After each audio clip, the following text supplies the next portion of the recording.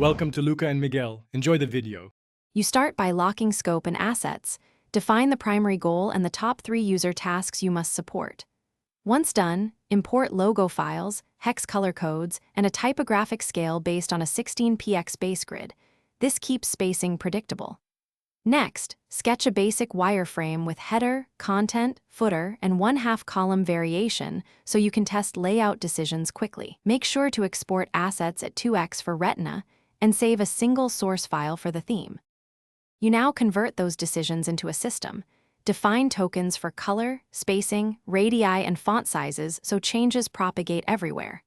Then build reusable components, buttons, cards, nav, inputs, documenting states like hover, focus, and disabled. Once components exist, wire them into responsive layouts using container queries and breakpoints. Test at phone, tablet, and desktop widths. Make sure to implement CSS variables or a token layer for quick theme swapping, because that saves. You finish by integrating the theme into the site. Export optimized CSS, bundle assets, enable caching, and deploy to a staging environment first. Then run accessibility and performance audits, test cross-browser and on real devices, and fix any contrast or keyboard issues found. Once live, monitor metrics and schedule quick iterations at 1 week and 1 month.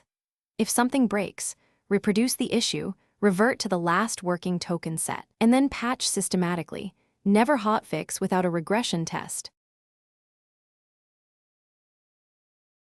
Thanks for watching and please subscribe. It's the best investment you'll ever make.